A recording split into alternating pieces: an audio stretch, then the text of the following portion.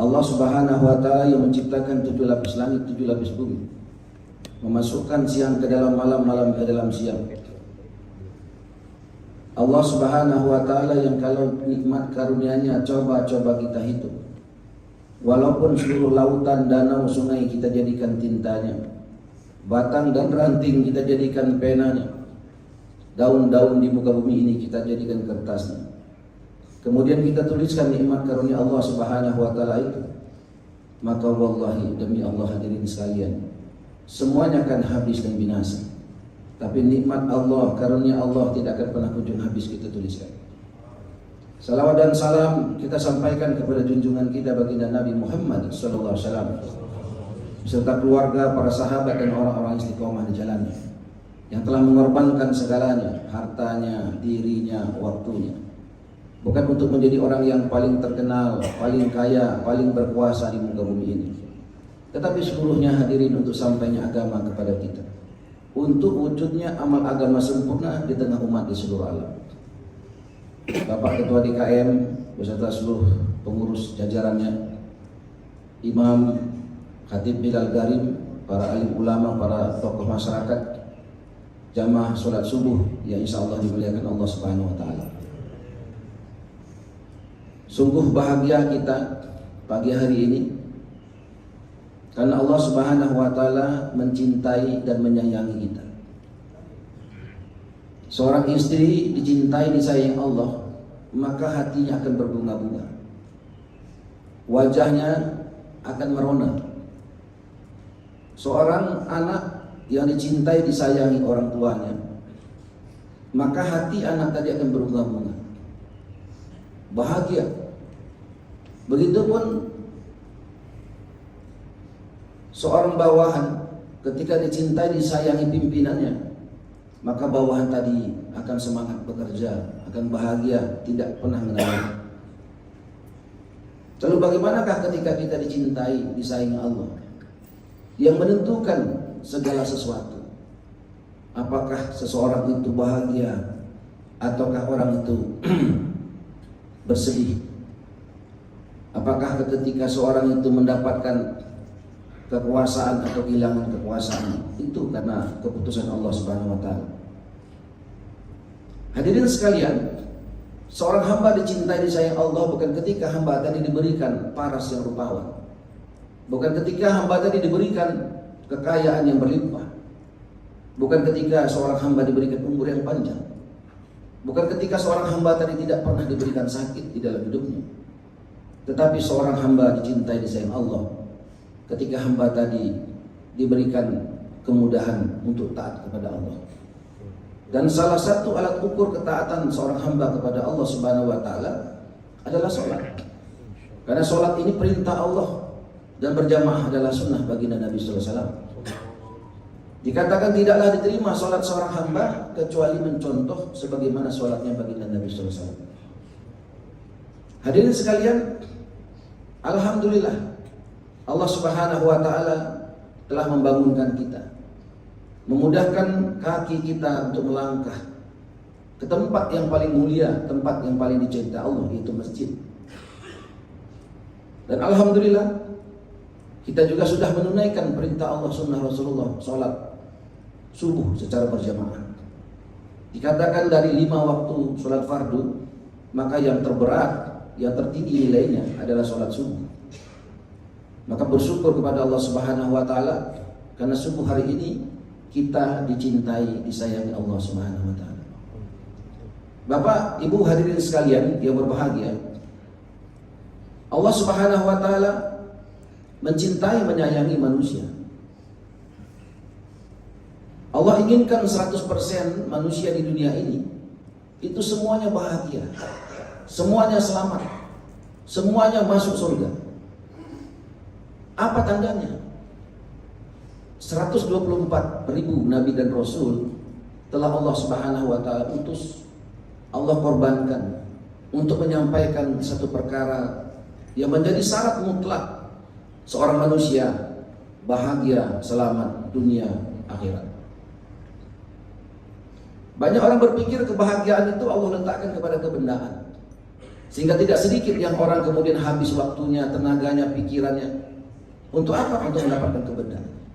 Ada yang yakin dengan kekayaan dia bahagia, dia akan mulia, dia selamat.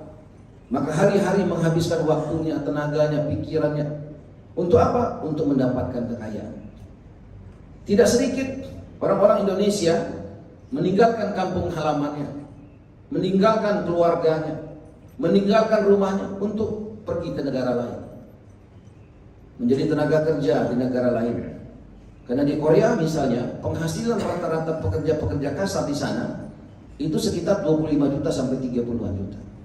Saya pernah ke Korea kunjungan dengan Menteri Aparatur Negara Pak Asman Abnur ketika itu, dengan wali kota se-Indonesia dan juga Kapolres Jawa Timur. Ketika kunjungan di sana, saya tanya kepada petugasnya orang Korea, saya bilang, Pak, saya ingin ke masjid karena sebentar lagi waktu sholat. Maka orang Korea itu katakan, mohon maaf Tuhan, saya nggak bisa mengantar karena jadwalnya sekarang ini mengantar ke tempat makan. Saya bilang di tempat makan ada tempat sholat ya? Saya nggak tahu. Oke, kita datang dulu. Ternyata di tempat makan tidak ada tempat itu. Maka saya panggil lagi, Pak, tolong panggilkan taksi, saya pengen sholat di masjid. Waduh Pak, masjid di sini 2 jam jauh. Saya bilang nggak apa-apa, panggilkan saja. Bapak bisa bahasa Korea tidak? Saya bilang tidak bisa. Sudah berapa kali ke Korea? Baru sekarang. Waduh, saya tidak sarankan Pak. Karena orang Korea, apalagi supir taksi, itu nggak mau ngomong kecuali bahasa Korea. Bahasa Inggris nggak mau. Ya sudah nggak mau. Panggilkan, kasih tahu alamatnya, risikonya saya tanggung. Oke, dipanggil taksi. Kemudian kami naik. Saya berdua waktu itu dengan Herimanto. Naik taksi, saya bilang, Ri, kamu banyak doa, banyak zikir. Kita ini, walaupun beliau bisa ngomong, tapi nggak mau ngomong sama kita ini. Karena kita juga bukan nggak mau ngomong, bahasa Koreanya kita nggak tahu. Udah ngomong sama Allah aja, minta tolong. Doa ya Allah, saya bilang, tolong ya Allah sampaikan. Berangkat. Alhamdulillah, supir taksi sekali nanya. Sudah itu Allah sampaikan ke satu masjid yang besar. Musim ketika itu sangat dingin. Sampai di masjid berbunga-bunga hati kita. Alhamdulillah. Akhirnya wudhu, airnya itu seperti es yang baru cair, sangat dingin. Masjidnya rapi, ya kurang lebih seperti masjid kita nih, Masya Allah. Masjidnya rapi, bersih, jamaahnya semuanya senyum, wajahnya nampak dari sini bercahaya semua. Insya Allah ini wajah-wajah calon-calon penghuni surga Allah SWT. Ketika sampai di sana, sudah sholat, salam. Allah hantarkan satu manusia pas di belakang saya. Assalamualaikum. Saya lihat, waalaikumsalam. Bapak dari Indonesia? Masya Allah, saya dari Indonesia. Siapa namanya Pak? Oh saya Karsun Pak. Oh Mas Karsun, Masya Allah Mas Karsun. Perkenalkan nama saya Hermiasa. Saya dari Bengkulu. Dari kota Bengkulu, kebetulan ada acara dengan Pak Asman Abnur. Oh iya Pak, acaranya dengan Pak Reni itu Pak. Dari perdagangan itu Pak. Oh Mas Karsun tahu saya Pak. Bapak tadi naik apa? Naik taksi Pak. Oh jangan, suruh pulang aja Pak. Ya terus ini apa nanti? Oh mau mobil masih ada. Nanti saya antarkan. Akhirnya didatanginya taksi, kemudian dia bicara, taksinya kemudian pulang. Pak, sekarang kita ke ruangan ketua DKM. Masya Allah, ini negara-negara Korea hadirin. Itu masjidnya Masya Allah, bagus, rapi, tertata betul. Datang saya ke satu ruangan, ada satu orang yang sedang duduk di sana, orang Korea asli. Menyampaikan salam, dia sambut, dia berdiri langsung di peluknya kami. Saya bilang, ya Allah, kalau seluruh ketua DKM masjid seperti ini, siapa yang gak mau ke masjid? Bahasanya beda, wajahnya beda, negaranya beda, belum pernah ketemu, baru sekali ketemu. Tapi sambutannya seperti saudara kandung yang sudah lama sekali gak ketemu, ditunggu-tunggu, baru ketemu. Saya bilang, subhanallah. Dia ngomong bahasa Korea, saya ngomong bahasa Indonesia. Tapi Allah sambungkan. Kadang-kadang bahasa dia Indonesia, bahasa kita Indonesia nggak nyambung-nyambung. La ilaha illallah. Ngobrol. Singkat kemudian diterjemahkanlah sama Mas Karsun. Singkat cerita kemudian kami pamit, kendaraan diberikan. Saya bilang, Mas Karsun nggak salah kita tadi merepot. Enggak Pak, kami justru senang Pak. Ini ketua DKM justru senang. Oh begitu, iya. Itu kepahaman pengurus masjid yang ada di Korea. Senang betul kalau kemudian ada kemanfaatan yang bisa diberikan terhadap umat. Hadirin sekalian, hari ini banyak sekali masjid-masjid di Indonesia yang kemudian seakan-akan itu tidak menerima. Jamaahnya seakan-akan tidak menerima. Senyum tidak ada. Sehingga kemudian banyak sekarang masjid di Indonesia tiangnya lebih banyak daripada jamaah. Bahkan celengan masjidnya lebih banyak daripada jamaah. Sehingga hadirin 1 juta masjid yang ada di Indonesia ini, yang seharusnya menjadi asbab Indonesia menjadi negara yang paling maju, negara yang paling bahagia masyarakatnya, tetapi seakan-akan gak ada ngefek, gak ada efek masjid terhadap bangsa kita ini. Padahal Allah Subhanahu wa Ta'ala yang berjanji, bukan elit yang berjanji, bukan sekelompok orang yang berjanji, bukan sekelompok organisasi yang berjanji, tapi Allah menjanjikan siapa yang mencintai masjid, Allah cinta kepadanya. Allah menjanjikan siapa yang memakmurkan masjid, Allah berjanji akan memberikan kemakmuran kepadanya. Kalau satu negeri, satu bangsa mencintai dan memakmurkan masjid, Allah yang akan mencintai dan memakmurkannya. Hadirin, ketika Allah mencintai, maka Allah akan menyampaikan itu kepada penduduk langit, dan penduduk langit akan menghilangkan kepada penduduk bumi, dan seluruh ciptaan Allah akan juga mencintainya. Kalau Allah sudah mencintai negeri kita, tidak akan berubah laut menjadi tsunami. Tidak akan bergoyang-goyang itu bumi dan menghancurkan dan menyusahkan penduduk di atasnya. Tidak akan ada gunung yang kemudian memuntahkan lava panasnya. Maka dari sekalian, harusnya Indonesia ini negara yang paling aman, paling bahagia, paling sejahtera masyarakat. Orang-orang tua kita katakan Indonesia ini bagaikan kepingan-kepingan surga yang jatuh ke bumi. Maknanya tidak ada kebaikan untuk manusia yang Allah tidak berikan kepada Indonesia. Iklim terbaik Allah berikan kepada Indonesia. Kalau kita perhatikan negara-negara luar, kalau musim panas datang, itu susahnya minta ampun. Parkir mobil, motor di luar rusak, bannya hancur, aspal memuai. Sering kita lihat beritanya.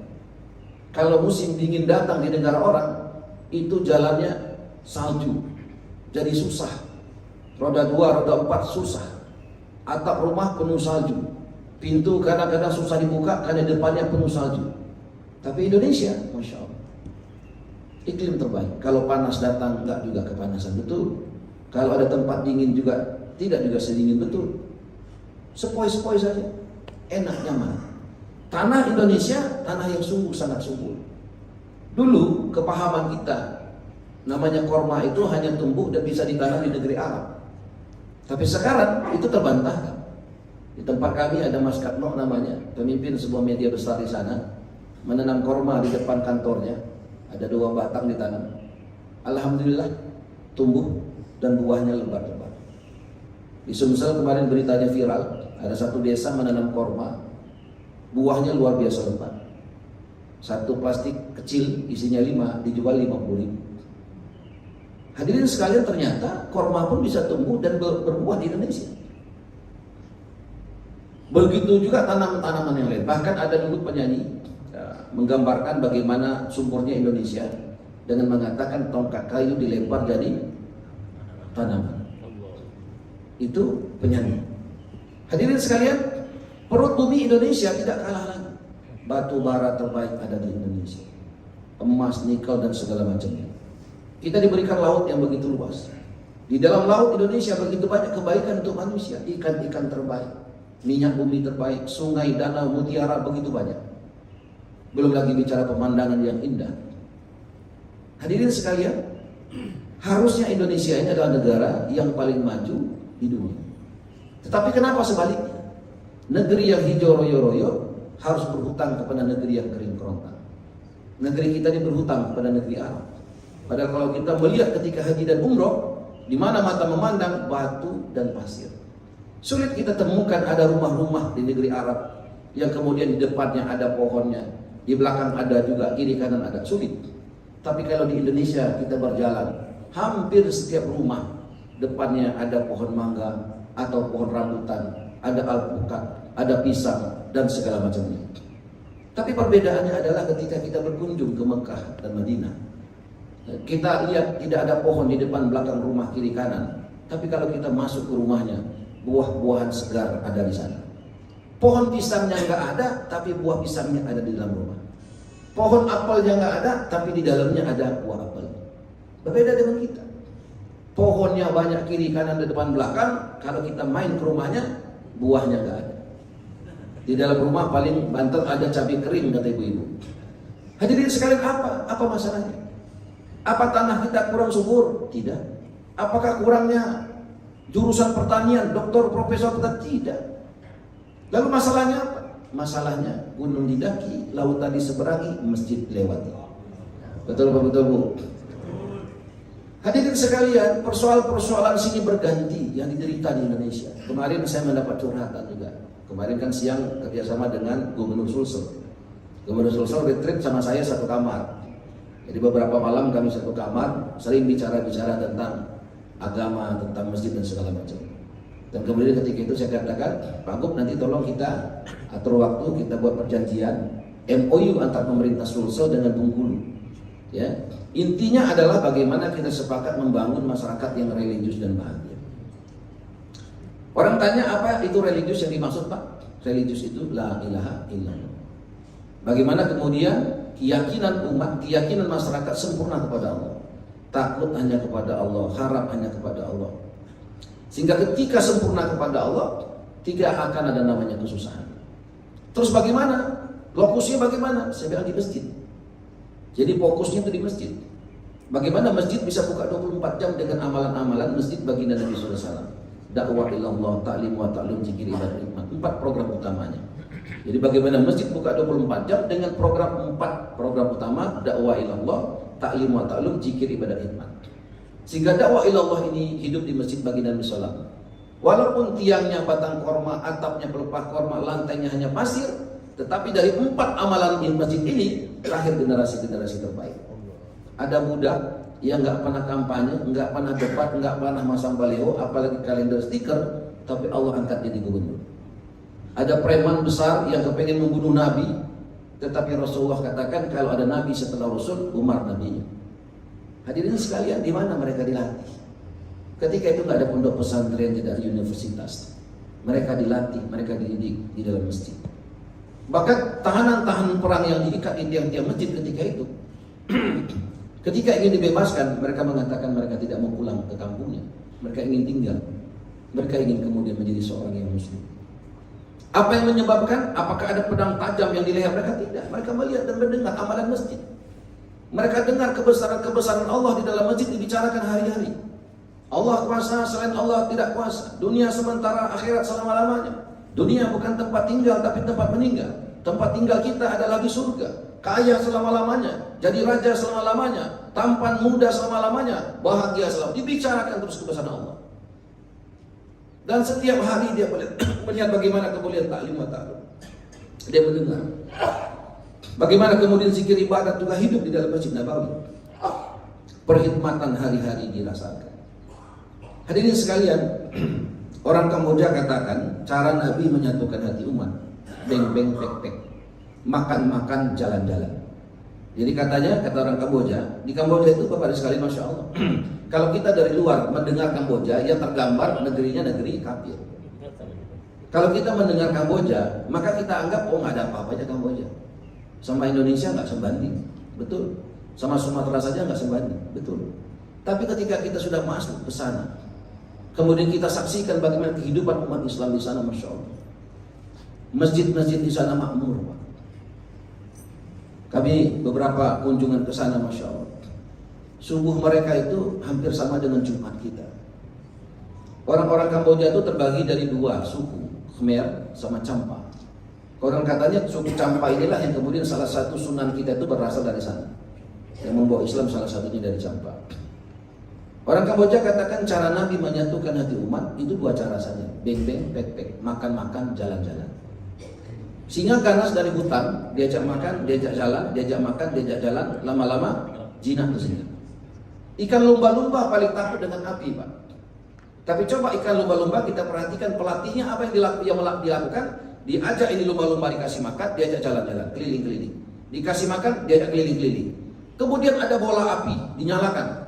Lumba-lumba paling takut dengan api, tapi ketika sudah diajak makan, diajak jalan, disuruh loncat, maka lumba-lumba pun akan loncat di dalam bola api. La ilaha illallah. Itu orang Kamboja katakan itu kekuatan makan-makan jalan-jalan.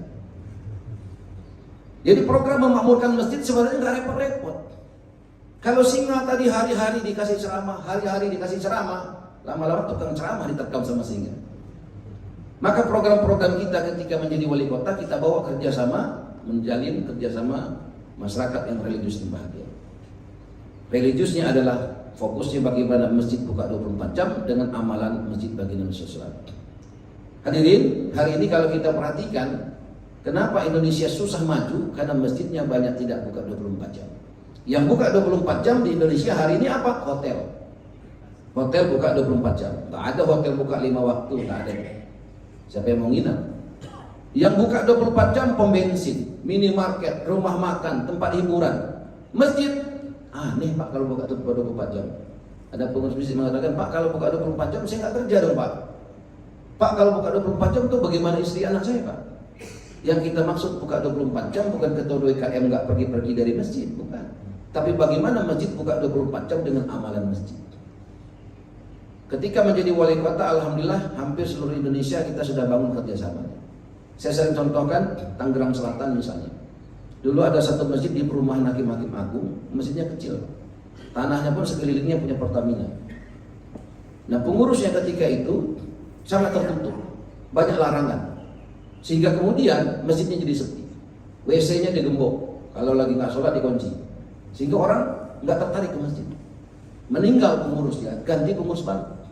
Kita sering musyawarah, saya minta kerjasama sama Bu Airin, MOU kita, dan disampaikan dengan pengurus masjid setuju, yuk kita musyawarah. Bagaimana caranya agar masjid ini jadi makmur. Maka dibuatlah program masjid buka 24 jam.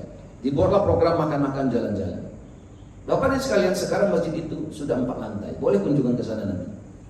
Tanah Pertamina yang dahulu kala ya dilarang untuk dipakai, sekarang dikasih. Sehingga tanah masjid pun jadi sangat luas. Pengurus masjidnya katakan, Pak sekarang kami kesulitan untuk menghabiskan celengan masjid. Ini Bapak lihat masjidnya sudah berubah 4 lantai. Bingung, duitnya masih banyak, mau dikemanain lagi. Akhirnya di kiri kanan dibikinlah ada kolam ikan, ada juga sangkar burung. Di setiap sudut disediakan es krim gratis. Ketika kami silaturahim dengan tetangga masjid, ada satu rumah, suaminya seorang kapolres di satu tempat. Kemudian bercerita, istrinya bersemangat betul, dia bilang, Pak alhamdulillah masjid kami sekarang sudah makmur. Kalau dulu anak saya pulang dari masjid nangis-nangis karena dimarahi pengurus masjid, sekarang anak saya pulang bawa es krim Pak. Oh gitu. Saya tanya, nak kamu es krim dari mana? Dari masjid mah. Kok ada es krim di masjid? Kamu kan nggak bawa duit. Dikasih mah gratis. Di masjid ada es krim gratis mah. Saya lihat betul anak saya begitu bahagia datang ke masjid. Sehingga saya pun itu bahagia. Cuman saya ragu apa betul ini masjid ada es krim gratis. Akhirnya suaminya diminta sama istrinya, tuh temenin anak ke masjid. Walaupun Kapolres di luar Pak, kalau di dalam nggak Kapolres. Akhirnya ini anak bukan ahli hadis, nggak tahu dalilnya. Tapi anak ini menjadi dai-nya Allah, menjadi asbab bapaknya seorang Kapolres yang jarang ke masjid jadi ke masjid. Datang tuh nemenin anak ke masjid. Sudah sholat, mana nak es krim? Ini Pak. Oh iya, boleh diambil? Boleh Pak. Gratis tuh, ada tulisnya gratis. Karena saking senangnya ini bapak dan ibunya, akhirnya dia berkhidmat kepada masjid. Apa yang bisa dibantu kepada masjid? Maka masjid katakan, ya silakan ibu apa yang bisa dibantu. Karena dia buka catering, maka setiap Jumat dia memberikan makanan untuk siapa yang sholat Jumat. Kalau kita pergi ke sana Pak, tiap Jumat Masya Allah, mobil-mobil box yang mengisi nasi-nasi kotak itu berdatangan. Pernah kami subuh di sana, sudah selesai acara, dikasih supra panjang, ya. Kemudian dikasih makanan-makanan, ada dikasih juga kepala kambing di sana. Saya bilang kalau pagi kepala kambing, siang bisa kepala sapi ini, bisa naik berat badan ikan. Rencana naik iman berat badan naik kalau begini. Sudah. Dan subhanallah Bapak sekalian, suasana tetangga masjid penuh mahabbah, penuh cinta, penuh kasih, penuh sayang. Boleh ke sana, saya rekomendasi. Selain Masjid Joko Karian dan beberapa masjid-masjid yang lain. Intinya adalah ketika masjid itu ada program jalan-jalan, ada program makan-makan, maka biasanya masjid itu akan betul-betul menjadi pemersatu dari seluruh jamaah. Hadirin sekalian yang kami hormati, insya Allah pada tanggal 28, 29, 30 akan ada acara besar di Bandar Lampung. Bandar Lampung ini di Kota Baru, Bandar Lampung. Lahan yang disediakan kurang lebih 1.500 hektar. Ini lokasi untuk kantor pemerintah provinsi yang baru. Jadi beberapa gedung sudah ada, tapi belum dipakai. Tadinya mau diadakan di Bengkulu, cuman Bengkulu hanya mampu menyediakan pantai panjang dengan luas 300 hektar. Karena target yang datang nanti kurang lebih 1,5 juta sampai 5 juta orang. Targetnya seluruh Indonesia, laki-laki balik, ya, itu akan datang ke sana.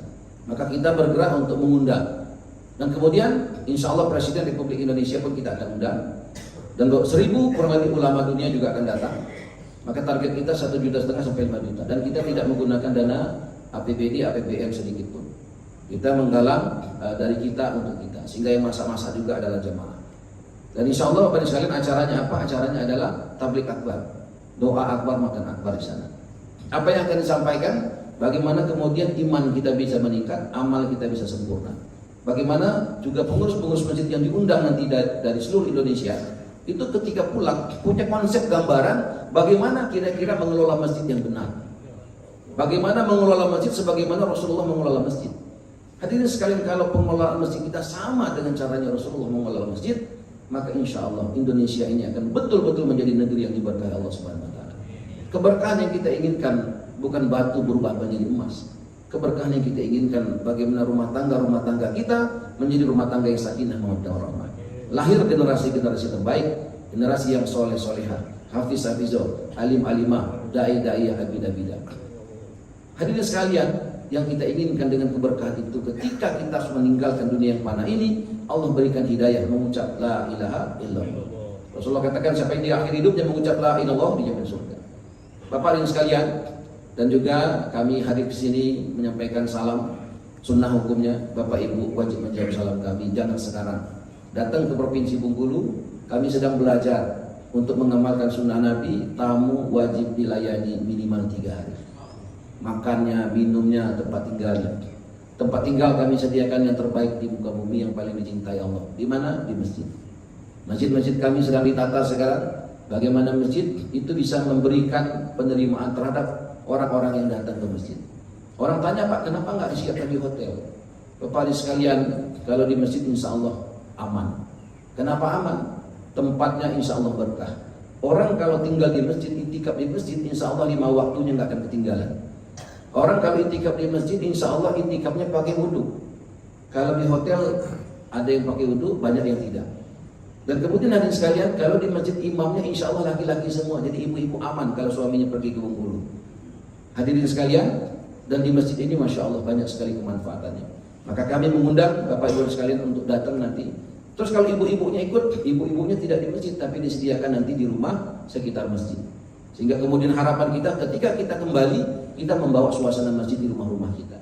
Kalau rumah-rumah kita suasananya suasana masjid, hidup amalan agama sebagaimana amalan agama di masjid, dakwah ilallah, ta'lim wa ta'lum, zikir, ibadah, hikmah, maka rumah kita akan sebagaimana rumah Rasulullah, baiti jannati.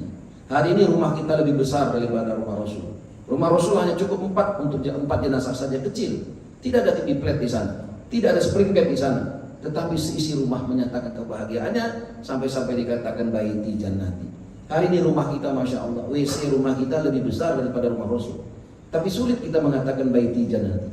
Kenapa? Jangan-jangan TV flat ada, spring bed ada, tapi amalan agamanya nggak ada. Yang hidup 24 jam bukan amalan agama, tapi TV dan media sosial yang hidup 24 jam. Sehingga sulit rasa-rasanya di dalam rumah kita ada sambung hati. Maka insya Allah tanggal 28, 29, 30 itu selama 3 hari kurang lebih akan dibicarakan perkara bagaimana kita menyempurnakan agama kita, bagaimana kemudian menghidupkan masjid dan rumah-rumah kita sebagaimana masjid dan rumahnya baginda Nabi SAW. Hadirin sekalian yang kami hormati, ini mungkin yang perlu kami sampaikan karena ini jam kerja. Insya Allah setelah ini juga sebagian kita akan bekerja. Terima kasih Pak Ketua DKM, kami tunggu nanti.